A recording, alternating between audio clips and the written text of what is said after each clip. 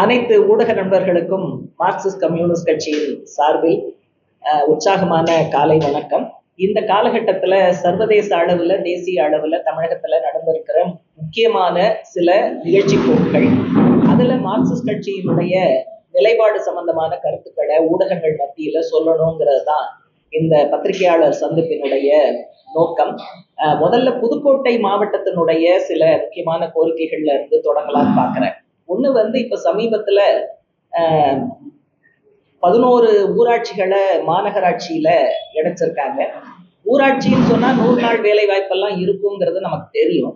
இது இணைக்கும் போது கருத்து கேட்புல 11 ஊராட்சியினுடைய மக்களும் கடுமையாக எதிர்ப்பு தெரிவித்த பின்னணியில அமைச்சர் நேரு அவர்கள் இல்ல, நகர்ப்புறத்திலையும் இப்படியான ஒரு வேலை உறுதி திட்டம் கண்டிப்பாக கொண்டு வருவோம் அப்படின்னு வாக்குறுதி கொடுத்தெல்லாம் தான் இணைக்கப்பட்டது. ஆனா இதுவரைக்கும் நகர்ப்புற வேலை உறுதி திட்டத்திற்கான எந்த ஏற்பாடுகளும் இல்லைங்கிறத நாங்க கவலையோட சுட்டிக்காட்ட வேண்டியிருக்கு. அதே போல இணைச்ச உடனே வீட்டு வரி பல மடங்கு அதிகரிக்கப்பட்டிருக்கு. ஆனா அதுக்குரிய முறையில இதர பலன்கள் அல்லது பெனிஃபிட்ஸ் அப்படிங்கிறது மக்களுக்கு கிடைக்கல. எங்களை பொறுத்த வரைக்கும் சில நிர்வாக காரணங்கள்னால இப்படி பேரூராட்சியையோ அல்லது ஊராட்சியையோ இப்படி இணைக்க வேண்டி வரும் நகராட்சியோட மாநகராட்சியோட. ஆனா சம்பந்தப்பட்ட மக்களுடைய கருத்துக்களை கேட்க வேண்டும். அவங்க என்ன இழக்கிறார்களோ அதை ஈடுகட்டக்கூடிய விதத்துல சில உதவிகளை அரசு செய்தால்தான் இந்த இணைக்கிற முயற்சி பலனளிக்கும். இல்லைன்னா தேவையில்லாம மக்கள் மத்தியில ஒரு கடுமையான அதிருப்தி ஏற்படும் அப்படிங்கிறதையும் சுட்டிக்காட்ட வேண்டியிருக்கு. அடுத்தது புதுக்கோட்டையை பொறுத்த வரைக்கும் தமிழகத்தினுடைய பல பகுதிகளைப் போலவே போதை பழக்கம் அதிகரித்து வருகிறது, குற்றங்களும் அதிகரித்து வருது.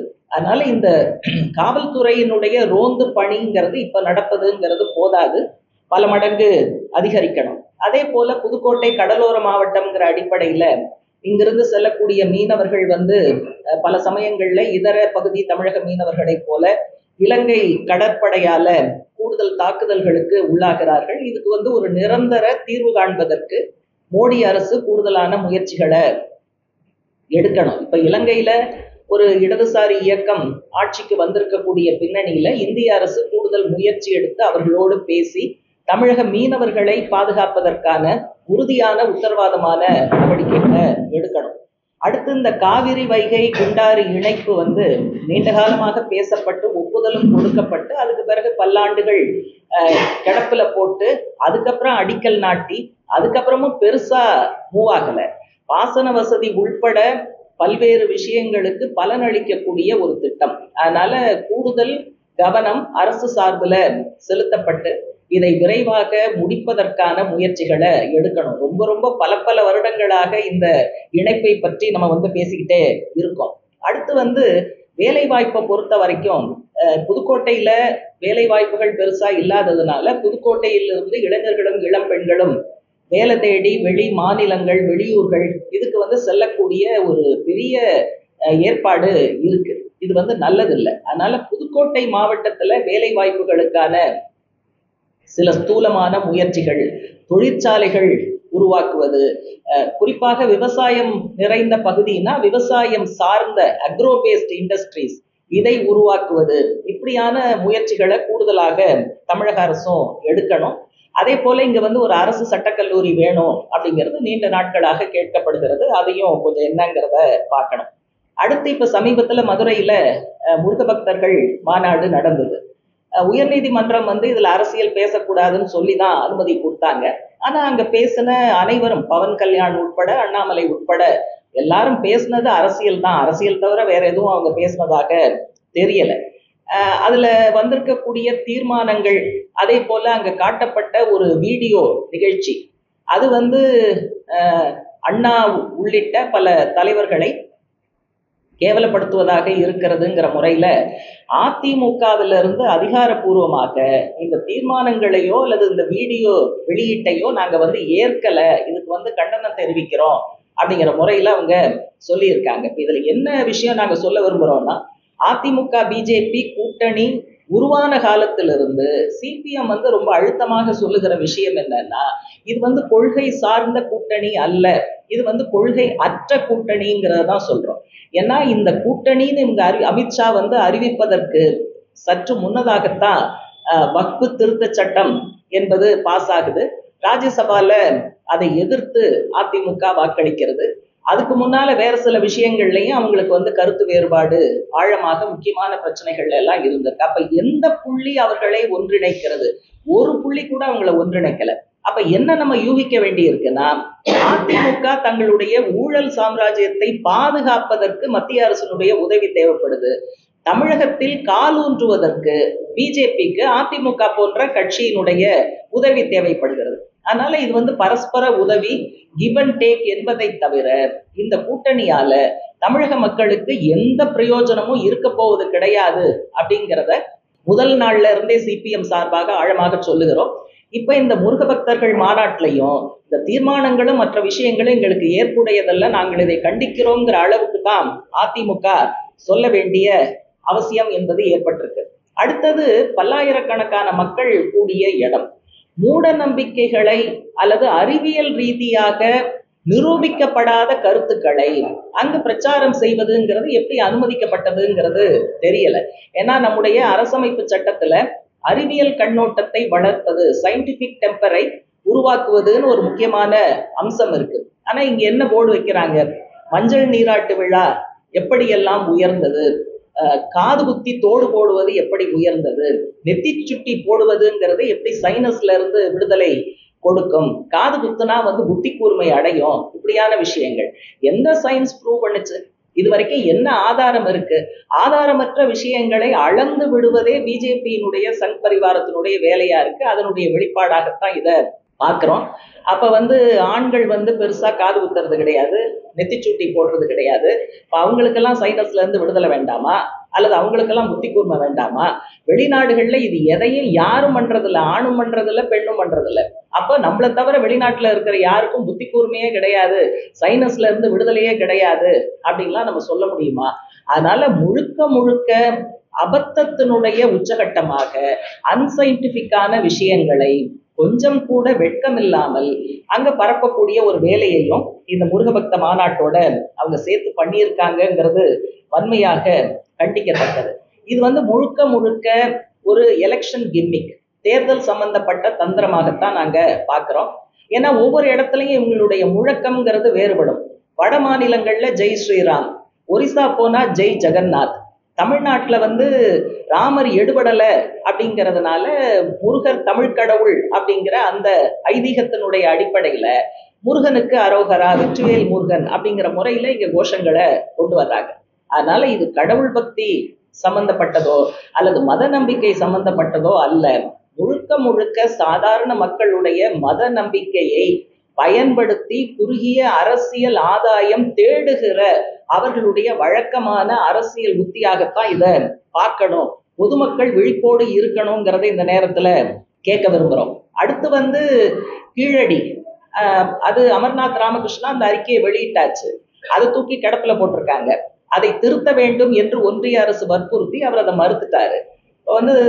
தாமுஏகாசா போன்ற அமைப்புகள், மார்க்சிஸ்ட் கட்சி, அதே போல தமிழக அரசு எல்லாருமே என்ன சொல்றோம்னா, முதல்ல அந்த அறிக்கையை வெளியிடுங்க, வெளியிட்டுட்டு ஆதாரத்தோடு வேற யாராவது இந்த அறிக்கையில் இருக்கிறது சரியான விஷயம் இல்லை, தப்பு அப்படின்னு கவுண்டர் பண்ணாங்கன்னா அப்ப அந்த அறிக்கையை திருத்துவது குறித்து பார்க்கலாம். நீங்க வெளியிடவே மாட்டேன்னு மறுத்தா என்ன அர்த்தம்? அப்ப அதுக்கு ஒரே ஒரு காரணம் தான், நீங்க கட்டமைக்கக்கூடிய அந்த வேதகால நாகரிகம் அல்லது சிந்து சரஸ்வதி எங்க இருக்குன்னே நமக்கு தெரியல, இல்லாத ஒன்றை இருப்பதாக அந்த புனைகதையை நமக்கு முன்னால வச்சுக்கிட்டே இருக்காங்க. அதனால அந்த நாகரிகம் உயர்ந்ததுன்னு அவங்க முன்வைக்கக்கூடிய அந்த வாதத்தை தலையில் அடிப்பது போல இங்க வைகை நதி கரையில ஒரு செழுமையான நகர்ப்புற நாகரிகம் இருந்தது.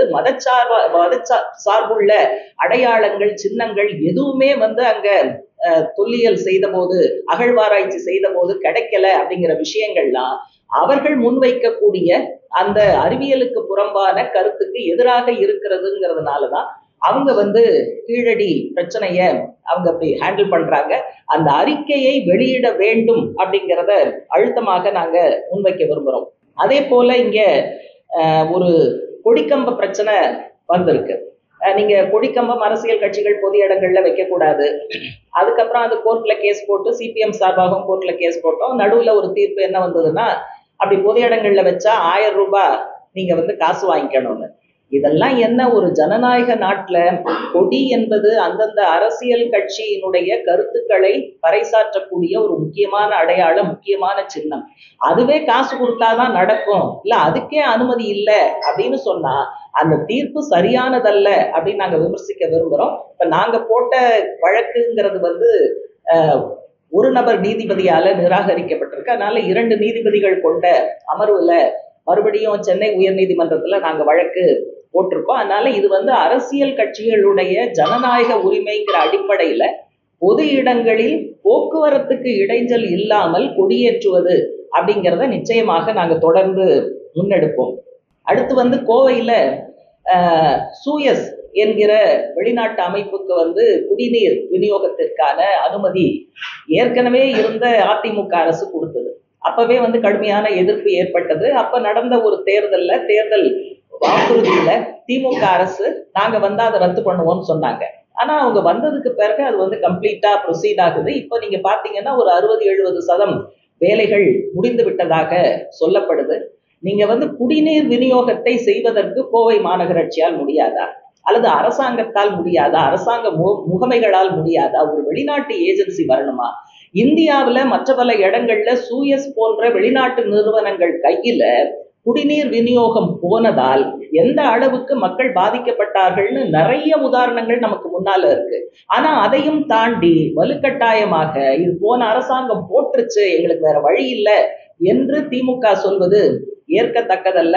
எத்தனை சதவீதம் வேலை முடிந்திருந்தாலும் இது வந்து ஒட்டுமொத்தமாக கோவை மக்களை பாதிக்கக்கூடிய விஷயம். இது திரும்ப இதர மாவட்டங்களுக்கு விரிவடையுங்கிற கவலையும் எங்களுக்கு இருக்கு. ஆகவே சூயஸோடு போட்ட ஒப்பந்தத்தை ரத்து செய்ய வேண்டும் அப்படிங்கிறதையும் இந்த நேரத்துல நாங்க வந்து வலியுறுத்துறோம். ஒரு 10 நாட்கள் மார்க்சிஸ்ட் கட்சி சார்பாக தமிழகம் முழுவதும் மக்கள் சந்திப்பு இயக்கத்தை நடத்தினோம். ஏராளமான பிரச்சனைகளை மக்கள் சொன்னாங்க. ஒரு அடிப்படையான விலைவாசி உயர்வு, வேலையின்மை, இந்த மாதிரியான விஷயங்கள் இது வந்து ஒன்றிய அரசனுடைய கொள்கைகளால் வரக்கூடியதுங்கிறதெல்லாம் நாங்க சொன்னோம். இதையும் தாண்டி தமிழக அரசு நவீன தாராளமய கொள்கைகளை கடைபிடிக்கிறதுனால இந்த சொத்து வரி, குப்பை வரி உயர்வு, இந்த மாதிரியான விஷயங்கள், நீர்நிலை புறம்போக்கிலிருந்து குடியிருக்கக்கூடிய ஏழை மக்கள் அகற்றப்படுவது, பல தருணங்கள்ல மாற்று குடியிருப்பு வசதிகள் கூட ஏற்பாடு செய்து கொடுக்காமல் இருப்பது, பட்டா கேட்டு காத்திருப்பவர்களுடைய ஒரு நீண்ட பட்டியல், அதில் போதுமான கவனம் இல்லாமல் இருப்பது, சில நடவடிக்கைகள் பட்டாவில் எடுக்கப்பட்டிருக்கு, இருந்தாலும் போதுமானதாக இல்லை அப்படின்னு சொல்ல வேண்டியிருக்கு. அதனால இந்த மாதிரியான பல விஷயங்கள் மக்கள் மத்தியில திமுக அரசின் மீது கடுமையான அதிருப்தியை ஏற்படுத்தி இருக்கிறது. நாங்க என்ன சொல்றோம்னா, பல சமயத்துல மத்திய அரசு நிர்பந்தப்படுத்துகிறது, நாங்க என்ன செய்யறது அப்படின்னு கேட்கிறாங்க. ஆனா இப்போ மும்மொழி கொள்கை மத்திய அரசு நிர்பந்தப்படுத்துச்சு, இந்த அரசு திமுக அரசு ஏற்க மறுத்தது. அப்படி எல்லா விஷயங்களும் வந்து மத்திய அரசு நிர்பந்தப்படுத்துறத திமுக அரசு ஏற்கல. அவங்க வேறுபட்டு நிற்கிற இடங்களும் உண்டு. அப்ப மக்களை பாதிக்கிற இப்படியான பிரச்சனைகள்ல மத்திய அரசு நிர்பந்தித்தாலும் திமுக அரசு அதற்கு இரையாக கூடாது என்பதோடு பிஜேபி இல்லாத இதர மாநில அரசுகளை ஒருங்கிணைக்கக்கூடிய அந்த முயற்சியையும் திமுக அரசு எடுக்கணுங்கிறத நாங்க எதிர்பார்க்கிறோம். அதனால இந்த நவீன தாராளமய கொள்கையை கடைபிடித்தால் மக்களுக்கு பாதகம் நிச்சயமாக ஏற்படும். அதனால அந்த கொள்கை மாற்றம்ங்கிறதும் இன்னைக்கு முக்கியமாக தேவைப்படுகிறது அப்படிங்கிறத நாங்க சுட்டிக்காட்ட விரும்புகிறோம். பஹல்காம் தீவிரவாத தாக்குதல் நடந்து முடிஞ்சிருக்கு. ஆனா நிறைய கேள்விகள் வந்து விடை கிடைக்காமல் இருக்கிறது. அதுக்குதான் எல்லா எதிர்கட்சிகளும் சிபிஎம் உள்பட நாடாளுமன்றத்துல ஒரு சிறப்பு அமர்வு நடத்தி நீங்க ஒரு அறிக்கை வைங்க, அரசு தரப்புல எல்லா எம்பிக்களும் கேள்வி கேட்கட்டும், அதுக்கு நீங்க பதில் சொல்லுங்க. குறைஞ்சபட்சம் நடந்த விஷயம், காரணம், அதற்கான தீர்வு, எதிர்காலத்துல எந்த பாதையில போகணும் அப்படிங்கிற விஷயங்கள் குறித்து நாடாளுமன்றத்திற்கு ஒரு அடிப்படையான கருத்தொற்றுமை வருவதற்கான வாய்ப்பை நீங்க வந்து ஏற்படுத்துங்க அப்படிங்கிறத கடிதமா எழுதணும். எல்லா கட்சிகளும் பேசிட்டு இருக்கோம். ஆனா இன்னைக்கு வரைக்கும் மோடி அரசாங்கம் அதை செய்வதற்கு தயாராக இல்லை.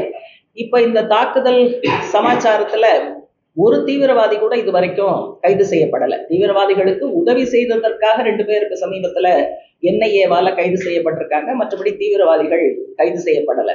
அதே போல பாதுகாப்பு ஏற்பாடுகள்ல குறைபாடு இருந்தது அப்படிங்கிறத அனைத்து கட்சி கூட்டத்துல அரசு தரப்பு ஏற்றுக்கொண்டது. சீரியஸ் செக்யூரிட்டி லேப்ஸ் இருந்ததாக அவங்க ஒத்துக்கிட்டு இருக்காங்க. அப்ப அதுக்கு காரணம் யாரு? யார் மேல நீங்க நடவடிக்கை எடுத்திருக்கிறீங்க? இந்த மாதிரியான கேள்விகள்லாம் அதுக்குள்ள இருக்கு. அப்புறம் ஒட்டுமொத்த விஷயத்த தீவிரவாதத்திற்கு எதிரான விஷயமாக பார்த்து கையாளாமல் சங் பரிவாரம் சமூக வலைத்தளத்தை பயன்படுத்தி அதை மதவெறி மயமாக்கி இஸ்லாமியர்களுக்கு எதிராக, காஷ்மீர்களுக்கு எதிராக அதை கொண்டு சென்ற விதம், இதெல்லாம் நடந்த போது மோடி அரசு அல்லது அமைச்சர்கள் அரசு தரப்புல ஒரு வார்த்தை கூட இது தவறு என்று சொல்லாமல் மௌனம் காத்து மறைமுகமாக அதை தூண்டிவிட்டது, ஊக்குவித்தது. இந்த மாதிரியான விஷயங்களுக்கெல்லாம் அவங்க பதில் சொல்ல வேண்டிய அவசியம் இருக்கு. கடைசியாக இவங்க காஷ்மீருக்கு மாநில அந்தஸ்தை ரத்து செய்து 2 யூனியன் பிரதேசமா ஆக்கி இப்ப எல்லாம் அமைதி நிலவுது, ஒரு பிரச்சனையும் இல்லை, எங்களுடைய கொள்கை வெற்றி பெற்று விட்டது அப்படின்னு கொக்கரிச்சாங்க. ஆனா இன்னைக்கு இந்த தீவிரவாத தாக்குதல் நடந்ததற்கு பின்னால் இருக்கக்கூடிய பல காரணங்கள்ல மோடி அரசாங்கத்தினுடைய காஷ்மீர் சம்பந்தப்பட்ட கொள்கை படுதோல்வி அடைந்திருக்கிறது அப்படிங்கிற முக்கியமான காரணமும் இதுல சேர்ந்து இருக்கு. கடைசியாக இன்றைக்கு உலகத்துல மேற்காசிய பகுதியில யுத்த மேகங்கள் சூழ்ந்து இருக்கிறதுங்கிறத நம்ம பார்க்கிறோம். ஏற்கனவே இஸ்ரேல் காசா மேல மனிதத்தன்மையற்ற முறையில நடத்தி கொண்டு இருக்கக்கூடிய தாக்குதல், உணவு ட்ரக்குகள் வெளியில நிக்குது, இஸ்ரேல் அனுமதி மறுக்குது. அதனால உள்ள காசாவில் இருக்கக்கூடிய மக்கள், குழந்தைகள் உட்பட பட்டினியால் சாகிற அந்த விளிம்பில் நிற்கிறார்கள். அப்ப இஸ்ரேல் உணவு என்பதை கூட ஒரு ஆயுதமாக மாற்றி காசா மக்களை தாக்குகிறது. ஒரு குழந்தை உணவில்லாமல் மண்ணை தின்னுகிற காட்சி நெஞ்சை பதைக்க வைக்கிறது. ஆனா இந்த பிரச்சனையில ஐநா சபையினுடைய ஜெனரல் அசம்பிளியில இப்ப சமீபத்துல ஒரு தீர்மானம் போர் நிறுத்தம் சம்பந்தமாக வந்தபோது இந்தியா அதில் வாக்களிக்காமல் நடுநிலை வகித்ததுங்கிறது எந்த விதத்திலையும் ஏற்க முடியாது. பாலஸ்தீன ஆதரவுங்கிறது தான் இந்தியாவினுடைய நீண்டகால அயல்துறை கொள்கை. அதை குப்பையில் போட்டுவிட்டு இஸ்ரேலோடு நெருக்கம், அமெரிக்க ஏகாதிபத்தியத்தோடு நெருக்கம்ங்கிறது நிச்சயமாக சர்வதேச அரங்குல இந்தியாவுக்கு எந்த நட்பையும் தோழமையும் ஆதரவையும் கொடுக்காது அப்படிங்கிறத நாங்க சுட்டிக்காட்ட விரும்புறோம். அதனால காசா பிரச்சனையில இந்தியா ஒரு சரியான நிலைப்பாட்டை எடுக்கணும். அடுத்து இப்போ யுத்தம்ங்கிறது ஈரான் மேல இஸ்ரேல் தாக்குதல் தொடுத்தது, அமெரிக்காவும் அதில் இணைந்து நிற்பது. ஈரான் செய்வது பதிலடிதான். முதல் கட்ட நடவடிக்கை இஸ்ரேல் தான் செஞ்சிருக்கு. அதனால இஸ்ரேல் நடத்திய ஒரு ஆக்கிரமிப்பு தான், வார் ஆஃப் அக்ரஷன் நம்ம சொல்றோம், அதை முதல்ல எடுத்தது இஸ்ரேல் தான். அதனால அதற்கான போர் நிறுத்தம் சம்பந்தமான விஷயங்கள்ல உடனடியா சர்வதேச அழுத்தம் வரணும். அதுலயும் இந்தியா கூடுதலான ஒரு நிலைப்பாடு எடுக்கணும் அப்படிங்கிறதையும் கேட்கிறோம். அதனால யுத்தத்துல பல பேர் செத்து மடியும் போது, உணவில்லாமல் ஒரு குழந்தை மண்ணை தின்னும் போது கூட இஸ்ரேலை ஆதரிப்பதுதான் மோடி அரசாங்கத்தினுடைய அயல்துறை கொள்கை என்றால் அதுல 1 இன்ச் கூட எங்களுக்கு சம்மதம் இல்லை அப்படிங்கிறத மிக தெளிவாக நாங்க சொல்ல விரும்புறோம். அதனால உலக அளவுல இருந்து உள்ளூர் அளவு வரை மோடி அரசாங்கத்தினுடைய தவறான பொருளாதார கொள்கைகள் இன்றைக்கு பல விதங்கள்ல மக்கள் மேல பாதிப்பை ஏற்படுத்தி கொண்டு இருக்கிறது. எங்களை பொறுத்த வரைக்கும் அறிக்கை விடுவதோடு நிற்காமல் ஒவ்வொரு பாதிப்பின் போதும் களம் இறங்கி பாதிக்கப்பட்ட மக்களுக்காக நாங்க போராடி அவர்களுக்கு நியாயம் கிடைப்பதை, நீதி பெற்று தருவதை உறுதிப்படுத்துகிறோம். அப்படிங்கிற இந்த மாதிரியான விஷயங்கள் தான் ஊடகங்கள் மூலமாக மக்களுக்கு நாங்க தெரியப்படுத்துறோம்.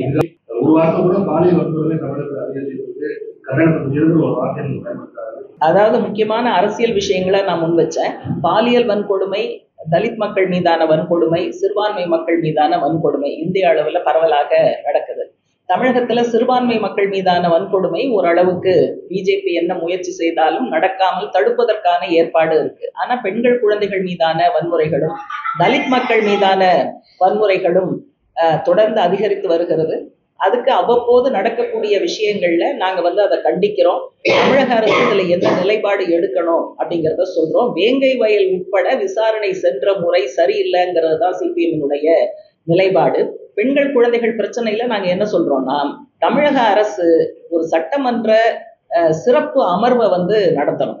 அதுல ஒரு ஒயிட் பேப்பர் வைக்கணும். ஒரு கடந்த 10 ஆண்டுகளாக அவங்க ஆட்சியில இல்லைன்னா கூட கடந்த 10 ஆண்டுகளாக நடந்திருக்கக்கூடிய வன்கொடுமைகள், அதுல எவ்வளவு பேருக்கு தண்டனை கிடைத்திருக்கிறது, எவ்வளவு குற்றவாளிகள் இதுல இருந்து விடுபட்டிருக்காங்க அப்படிங்கிற விஷயங்களை எல்லாம் வச்சு மக்கள் பிரதிநிதிகள் அதுல விவாதிக்கணும்.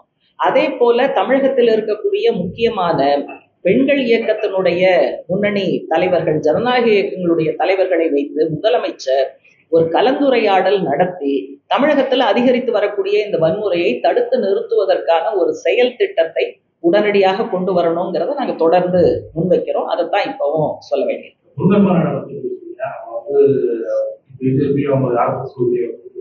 அதாவது டைவர்ஷன் பாலிடிக்ஸா அவங்க கடைபிடிக்கிறாங்கிறதுனாலதான் நம்ம கவுண்டர் பண்ண வேண்டியிருக்கு. இப்ப எந்த மதத்தை சேர்ந்தவர்களும் இன்னொரு மதத்தை நிந்தனை செய்வது அப்படிங்கிற விஷயங்கள் நிச்சயமாக ஏற்பு கிடையாது. மத வழிபாடு அல்லது கடவுள் நம்பிக்கைங்கிறது அந்தந்த மனிதருடைய தனிப்பட்ட உரிமை, அரசமைப்பு சட்டம் அதை அனுமதிச்சிருக்கு. இப்பவும் இந்து கடவுளை இந்துக்கள் வழிபடுவதுல நமக்கு எந்த விதமான ஆட்சேபனையும் கிடையாது. இன்னும் சொல்ல போனா ஆலயங்கள்ல தலித் மக்கள் நுழைய முடியல, அவங்க சாமி கும்பிடணும்னு விரும்புறாங்கன்னா ஆலய நுழைவு போராட்டம் இன்னைக்கு யார் நடத்துறா? மார்க்சிஸ்ட் கட்சியும் அதே போல தீண்டாமை ஒழிப்பு முன்னணி போன்ற அமைப்புகள் தான் நடத்துது. வேற எந்த கட்சி ஆலய நுழைவு போராட்டம் நடக்குது? அதனால மக்களுடைய வழிபாட்டு உரிமை எந்த மதமாக இருந்தாலும் எங்களுக்கு ஆட்சேபனை கிடையாது, அவங்களோட உரிமை. ஆனா மதத்தையும் அரசியலையும் கலப்பது அப்படிங்கிறது ரொம்ப ஆபத்தான விஷயம்ங்கிறத சொல்றோம். அதைத்தான் இவங்க செய்யறதுக்கு முயற்சி பண்றாங்க. இன்னொன்னு, ஒரு மத்தியில் ஆளுகிற அரசாங்கம் அனைத்து அதிகாரங்களையும் கையில் வைத்துக்கொண்டு ஹிந்துத்வா அப்படிங்கிற தத்துவத்தை முன்னிறுத்தி அவங்க இந்த விஷயங்களை செய்யறாங்க. அதனாலதான் இது ஒரு தேர்தல் உத்தி. சாதாரண மக்களுடைய கடவுள் நம்பிக்கைக்கும் பிஜேபி இந்து முன்னணி நடத்துகிற இந்த விஷயங்களுக்கும் சம்பந்தம் இல்லை அப்படிங்கிறத சொல்றாங்க. அதை அரசியல் படுத்துறாங்க. ஒரு நிமிஷம், அதை அரசியல் படுத்துறாங்கிறதுனால தான் நாங்க அதை ஆட்சேபிக்கிறோம். வாய்ப்பு இருக்குல்ல,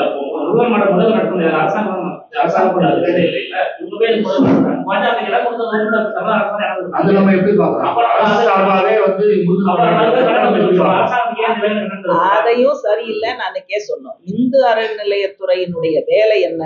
அவங்களுக்கு ஒரு சட்டம் இருக்கு. அந்த சட்டத்துல கோயில்களை பராமரிப்பது அந்த மாதிரி விஷயங்கள் தான். முருகர் மாநாடு நடத்துறதுங்கிறதுக்கும் அவங்களுக்கும் எந்த இதுவே கிடையாது. அதனால அந்த மாநாடு அறிவிக்கப்பட்ட போது அந்த முயற்சியை சேகர் பாபு எடுத்த போது அது சரியில்லைன்னு எங்களுடைய கூட்டத்துல நாங்க ஒரு தீர்மானமே போட்டோம். இன்னைக்கும் வெளிப்படையா நான் சொல்றேன், அது அரசாங்கத்தோட வேலை இல்லை. இந்த ஆட்சியில மக்கள் கஷ்டப்படாத சொல்றீங்க. அவங்க மாநில செயலாளர் அறிக்கை கொடுக்குறாரு, அப்புறம் கொஞ்ச நாள் பார்த்தா கூட்டணி இருக்கும்னு சமரசம் கொடுத்துறாரு. இப்போ மக்கள் ஒரு துயரப்படும் போது நம்ம கூட்டணி முக்கியமா, மக்களோட பிரச்சனையை எடுத்து வலிமையான போராட்டங்கள் முன்னெடுப்பது முக்கியமா? அதாவது எங்களுடைய கூட்டணி எப்பவுமே மக்கள் நலனை மையப்படுத்தி தான்.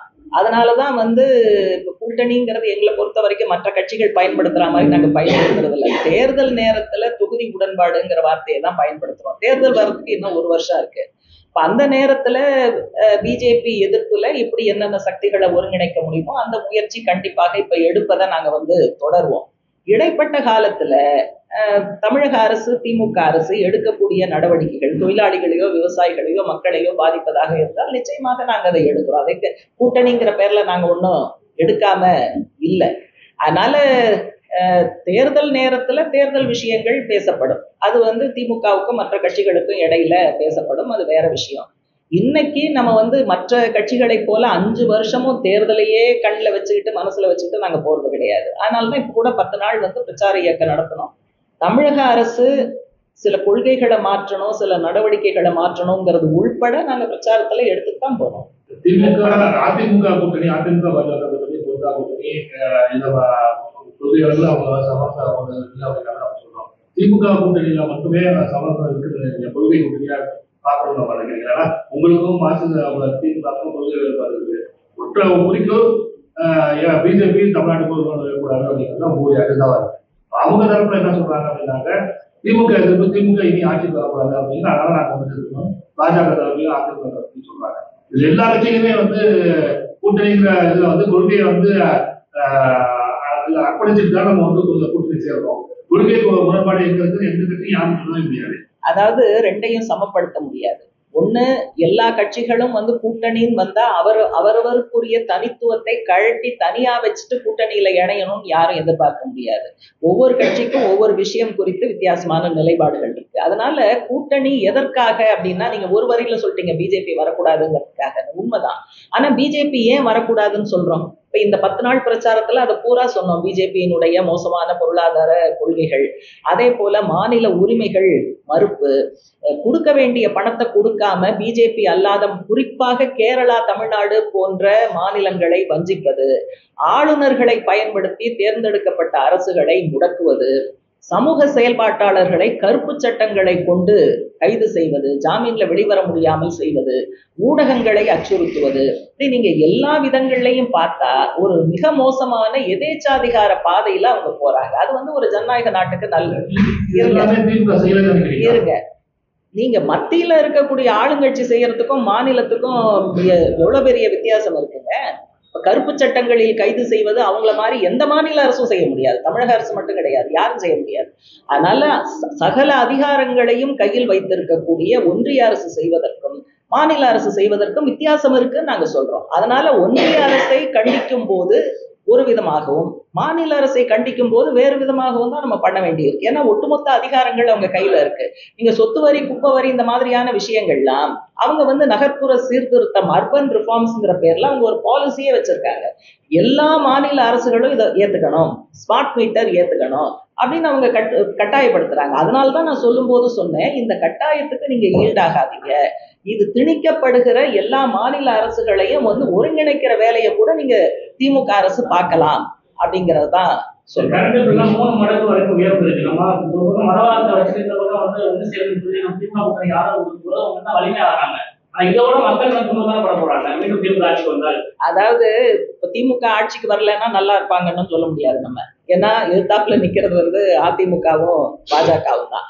நீங்க திமுகவோட நாங்கள் ஒன்றுபடுகிற புள்ளியும் இருக்குங்க, வேறுபடுகிற புள்ளியும் இருக்கு. ஒன்றுபடுகிற புள்ளி நான் ஏற்கனவே சொன்னதை போல ஜனநாயகம், மதச்சார்பின்மை, அதே போல மாநில உரிமைகள், மொழி திணிப்புக்கு எதிராக கீழடி மாதிரியான விஷயங்கள், இந்த மாதிரியான அம்சங்கள்ல நாங்க ஒன்றுபடுறோம். அவங்க ஒரு கரெக்டான ஸ்டாண்ட் எடுக்கும்போது நாங்க அதை ஆதரிக்கிறோம்.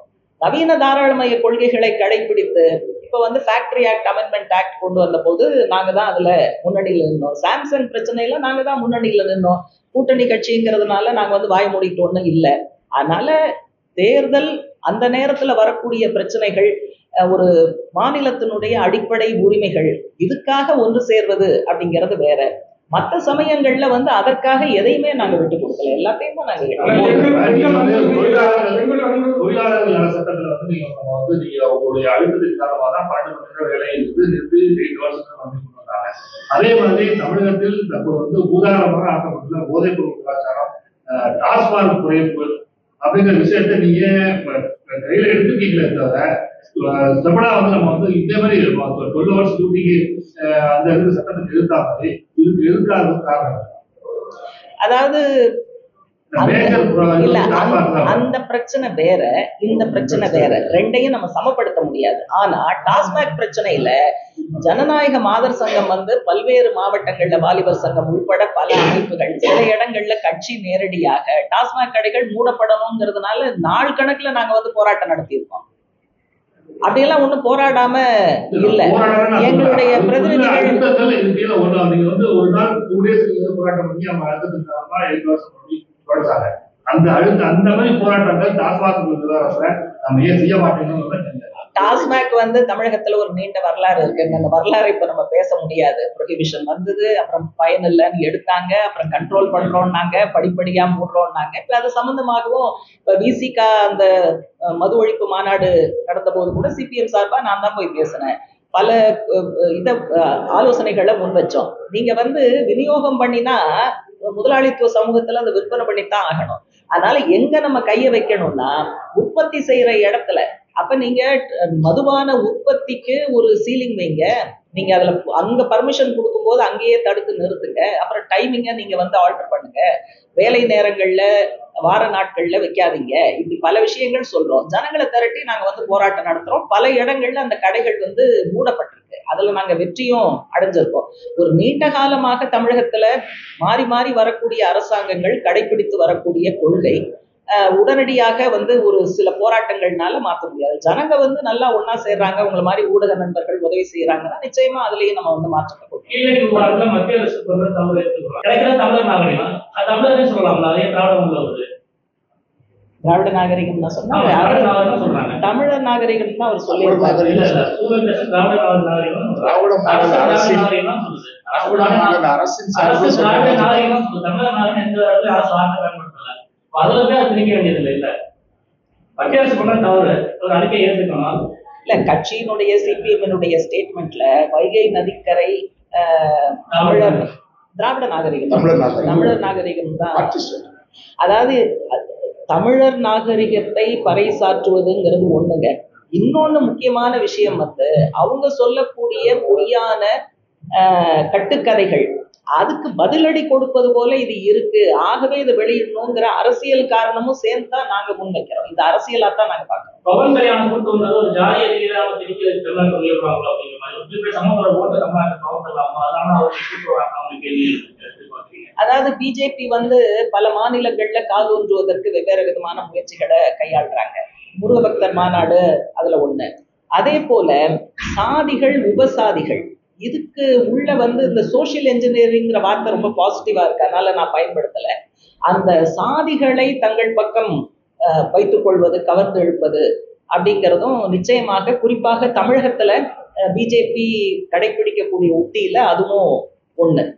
அதனால சாதிய சக்திகளை அணிதிரட்டுவது அப்படிங்கிறது காரணமாக இருக்கலாம் பவன் கல்யாணம் அழிச்சதுல. மோடி அமித்ஷா வந்து தமிழுக்கு முக்கியத்துவம் கொடுக்கணும்னு சொல்றாங்க. ஆனா 2014 இருந்து 2025 காலகட்டம் வரை வந்து தமிழ் மொழிகளை விட 17 மடங்கு சமஸ்கிருத மொழிக்கு வந்து நிதி ஒதுக்கியிருக்காங்க அப்படின்னு சொல்லி ஆட்சியில தகவல். இங்க அவங்களோட நோக்கம் என்னன்னு பார்த்தா இந்த கேள்வி எல்லாம் நமக்கு வரவே வராது. அவங்க வந்து ஒரே நாடு ஒரே தேர்தல், ஒரே நாடு ஒரே மொழி, ஒரே கலாச்சாரம், ஒரே தலைவர், அதுதாங்க. அப்போ இந்தியாவினுடைய பன்மைத்துவத்தை குழி தோண்டி புதைத்து ஒற்றைத்தன்மையை உயர்த்தி பிடிப்பது, அதுதான் அவங்க சொல்ற ஹிந்துத்துவா அஜெண்டா. அதனால அதுக்கு தகுந்த மாதிரிதான் எல்லா வேலைகளும் பண்றாங்க. இப்போ வந்து கோர்ட்டு கேட்டிருக்கு, நீங்க வந்து தேசிய கல்விக் கொள்கைக்கும் நீங்க வந்து தமிழ்நாட்டுக்கு கொடுக்க வேண்டிய நிதி பாக்கிக்கும் என்ன சம்பந்தம்னு பளிச்சுன்னு கேள்வி கேட்டிருக்கு. அந்த கேள்வியை தான் நம்ம எல்லாம் கேட்டுக்கிட்டு இருக்கோம். இப்ப எல்லாம் அவங்க கையில இருக்கிறதுனால எதை வேணாலும் பிளாக்மெயில் பண்ணலான்னு அவங்க பண்றாங்க. அதனால இங்க வந்தா வேஷ்டி கட்டிக்குவாங்க, திருக்குறளை கோட் பண்ணுவாங்க, தமிழ் வாழ்கம்பாங்க. ஆனா அங்க போய் டெல்லியில போய் உட்கார்ந்தா தமிழ்நாட்டு மேலையும் ஹிந்தி பேசாத மற்ற மாநிலங்கள் மேலையும் ஹிந்தியை திணிப்பது, சமஸ்கிருதத்துக்கு கூடுதல் முக்கியத்துவங்கிறது தான் பண்றாங்க. அது வந்து அவங்களுடைய மோசமான அஜெண்டாவோட பிரதிபல்.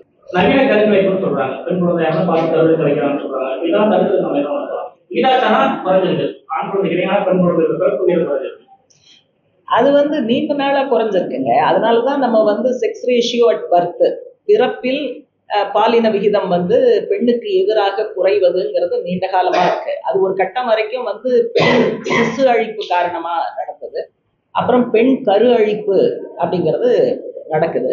இன்னொன்னு வந்து செயற்கை முறையில கருத்தரிப்பதற்கான முயற்சிகள் செய்யும் போது ஆண் கருவாக இம்ப்ளான்ட் பண்ணுவதுன்னு அந்த ஸ்டேஜ்லயே வந்து பெண் கரு வேண்டாம் என்று முடிவு செய்யப்படுகிறது. அதனால வெவ்வேறு ஸ்டேஜ்ல வந்து பெண் கரு வேண்டாம். அப்ப அதுக்கான காரணம் என்னன்னா, பெண்கள் வந்து சமமா பார்க்கப்படுறது இல்லை, பெண்ணுன்னா சுமைங்கிற பார்வை, வரதட்சணை, இந்த மாதிரியான விஷயங்கள். அதனால ஆணாதிக்க சித்தாந்த கூறுகள் மேல் எழும்புவதனால இந்த பிரச்சனைகள்லாம் வருது. அதனால நம்ம வந்து அதை தடுப்பதற்கான சட்டம்னு போட்டா மட்டும் போதாது, ஒட்டுமொத்தமாக சமூகத்துல பெண்களுடைய அந்தஸ்தை உயர்த்துவதற்கான முயற்சியை பண்ணணும். இப்ப நாங்க போராடுறோங்கிறதுனால எல்லாம் அடுத்த நாளே முடிவுக்கு வந்துட போறது கிடையாது. அப்படின்னா நாங்க புரட்சிக்காக போராடுறோம், நாளைக்கே புரட்சி வரணும். அப்ஜெக்டிவ் சிச்சுவேஷன் அப்படி இல்லை.